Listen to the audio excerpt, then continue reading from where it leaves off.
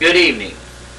First off, I want to introduce myself. I'm Marvie Messner, and I am the inventor of the NoSpill gas can. And tonight, I want to spend a little time with you showing how my can compares to conventional cans when it comes to being handy and accurate. Okay, I'll start out with this can here. I have these cans disguised where you can't tell whose they are because I don't want to hurt anybody's feelings about their gas can.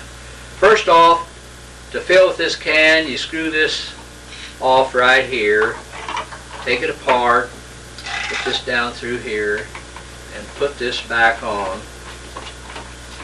and tighten it down. Okay, then you loosen the air valve, and then you're ready to fill your small engine. Okay, when you get it full, you repeat the process. Take this off and take it apart, put it down in there, put this in there, put the cap back on, screw the air valve back on, and now you're done. Alright, now I'll demonstrate this one. They're just about the same. About all of them are the same. You take this off, take that cap off of there, put this down through here. In the meantime, you want to remember when you took this out, full of gas down in there, you take this out, you're going to get gas all over your hands. Okay, tighten this back up, loosen the air valve, and you're ready to fill. Okay, you got it filled, you repeat the process. Take this off, take this out of here, turn it upside down, put it in there, put this on it, put the cap on,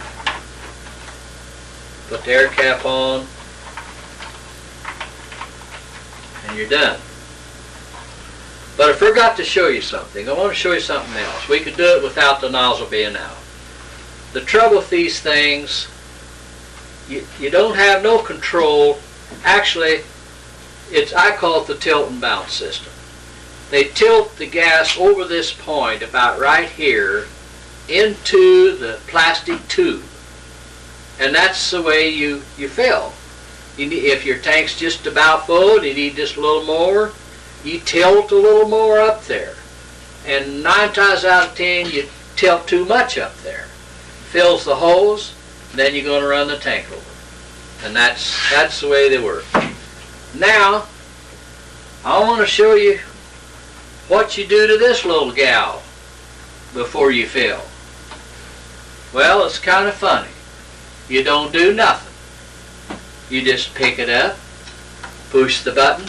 I'll scoot this over here this time so you can see it.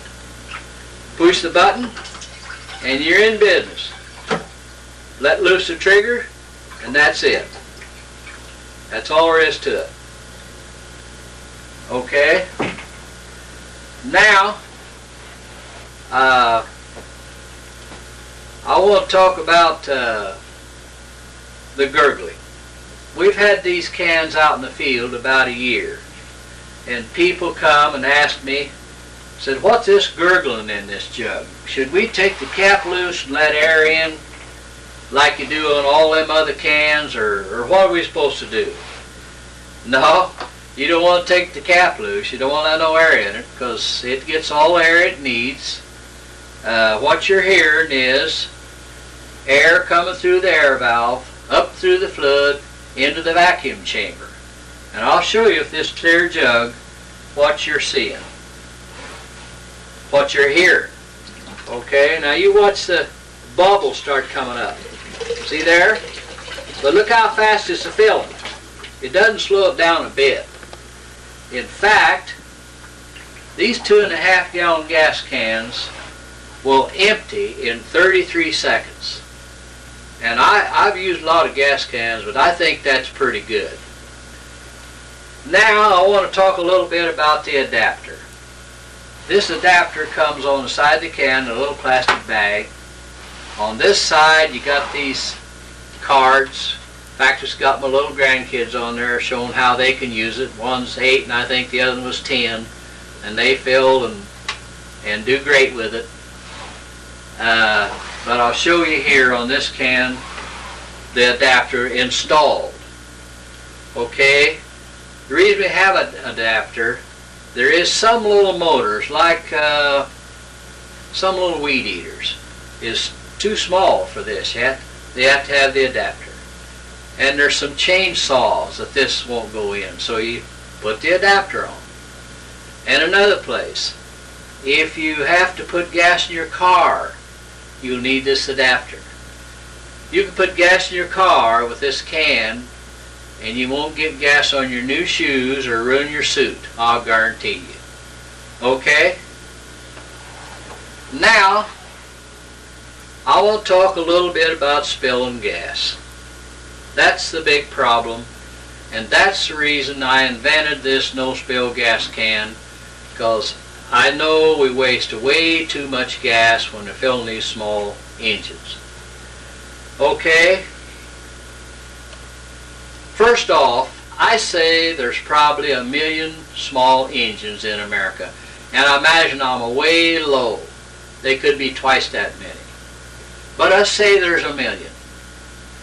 And in Missouri, we use our lawnmowers and weed eaters about 6 months out of the year, which would be using them about 25 times in 6 months. Alright? If you've got 1 million small engines, you fill them 25 times and spill to 1 ounce each time, that would be 25 million ounces. But I think we spill probably 2 ounces, like this little container here. Alright? If we spill 2 ounces, you take 2 times 25, and you got 50 million ounces. Yeah, 50 million ounces. Alright, to get that into gallons, there's 128 ounces in a gallon, so you divide that into 50 million ounces, and listen to this figure. You come up with over 390,000 gallons of gas. Now, to really open your eyes, that represents about 46 semi-loads of gas. Now, I think that's terrible. That's just wasting too much gas. Okay? While we're talking about wasting gas, I'm going to show you what I can do with this no-spill gas container. I got a little cup here. It's what your powdered cream comes in at the cafe, when you go into the cafe to drink coffee. That little thing, I don't know where you can see it real good or not, but it's clear. It's smaller than Grandma's thimble. It's a little outfit. And I'm going to try to fill that thing with this no-spill gas can and not spill a drop. And now that's doing something. Now you watch. I'll just have to let about a drop at a time in it. But you can do that with this can. You can let a drop at a time in it. Okay? There she comes. She's just about full. There. Boy, that's bubble full. And I haven't spilled anything yet. Okay? Now think about the 26 semi-loads of gas we're wasting a year, and look what this can do. I think that's amazing. Okay? Now I want to talk about prices on these cans. Anybody knows that this can is going to have to sell for more than these, because I've demonstrated what it'll do, how easy it is to use, and all of that. And another thing I want to add right here about these things, I'd rather talk about the price than to have to apologize about its workmanship. Okay? But now I want to get back to the price. I want to tell you a story. I'll tell it quick because I know people don't like long stories. When I was a young man, I used to paint for a living. painted farm buildings. I'd go to the farm, visit the farm, tell them what it's going to cost, and they'd say, okay, you got the job, but what kind of paint are we going to use? And I'd say, well, you can use $5 paint, last a couple of years. Use $10 paint, it'll last 6 or 7 years. Buy $15 paint, it'll last 10 or 15 years. But in the end, the point I want to get across, I'd tell them, you're just going to get what you pay for. And I've noticed that all my life, and we're talking about the same thing right here with these gas cans. You're just going to get what you pay for. Now that's about all I have to say. I've demonstrated the best I know how, and tried to be honest about it. And I have enjoyed making this film for you, and I hope you enjoy watching it. Have a happy.